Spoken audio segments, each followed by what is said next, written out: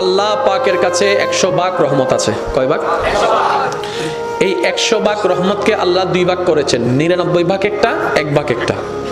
এই 1 ভাগ রহমতকে আল্লাহ সমস্ত সৃষ্টির কাছে বিতরণ করে দিলেন।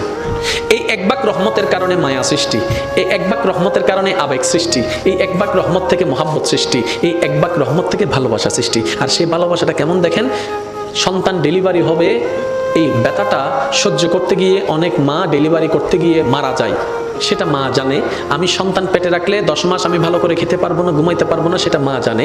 তারপরও সন্তান পেটে নেওয়ার জন্য মা দ্বিধাবোধ করে না, দ্বিমত পোষণ করে না। ডেলিভারির সময় মা মারা যাওয়ার সম্ভাবনা 80%, সেটা মা জানে। ব্যথা সহ্য করার মতো না, সেটা মা জানে। তারপরও মা হাসি মুখে সন্তান পেটে নিচ্ছে, ডেলিভারির জন্য প্রস্তুতি নিচ্ছে। এবার মাকে জিজ্ঞেস করলাম, মা তুমি না সেই মা সামান্য একটা সুইয়ের ব্যথার জন্য তুমি চিৎকার করে উঠেছিলা? তুমি না সেই মা সামান্য একটা তেলাপোকা দেখলে লাভ দিতা? তুমি না সেই মা টিকটিকি দেখলে এই দিক থেকে ওদিকে দৌড় দিতা? তুমি না সেই মা অন্ধকারে তুমি বসতে পারতা না ভয়ের জন্য? আজকে তুমি নিজের জানের রিস্ক নিয়ে নিলা। তখন মা উত্তর দেয়, সন্তানের চেহারাটা এক নজর দেখার জন্য, সন্তানের চেহারাটা এক নজর দেখার জন্য।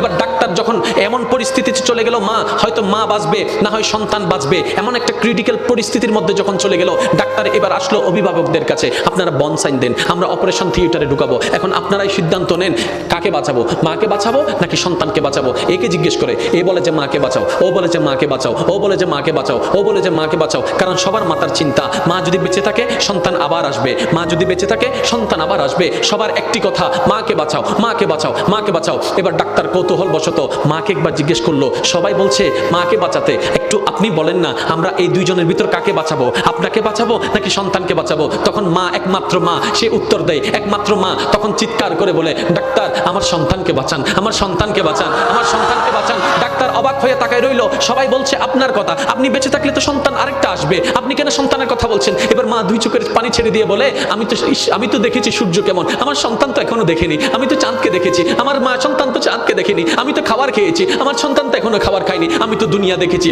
তারা তো এখনো দুনিয়া দেখেনি। আমি তো এগুলা দেখেছি, তারা তো সেগুলা দেখেনি। আমি তো এগুলা দেখেছি, তারা তো ওগুলা দেখেনি। আমি তো এগুলা খেয়েছি, তারা ওগুলা খায়নি। আমি দুনিয়া দেখেছি, আমার সন্তান এখনো দুনিয়া দেখেনি।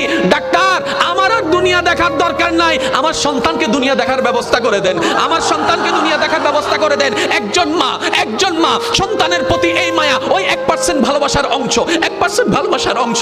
আপনার আমার নবী রাহমাতুল্লিল আলামিন যখন এই হাদিস বর্ণনা দিলেন, 1 ভাগ রহমত রেখে আল্লাহ পাক 1 ভাগ রহমত পৃথিবীর মধ্যে রহমত ছড়াই দিয়েছেন, 99 ভাগ রেখে দিয়েছেন। সাহাবায়ে কেরাম আদবের সহিত আরজি করলেন, ইয়া রাসূলুল্লাহ, ইয়া রাসূলুল্লাহ, ওই 1 ভাগ রহমতের যদি এত ভালোবাসা, এত মায়া, এত টান, এত আবেগ, এত মহব্বত যদি হয়, এই 99 ভাগ আল্লাহ কেন রেখে দিয়েছেন? তখন রহমত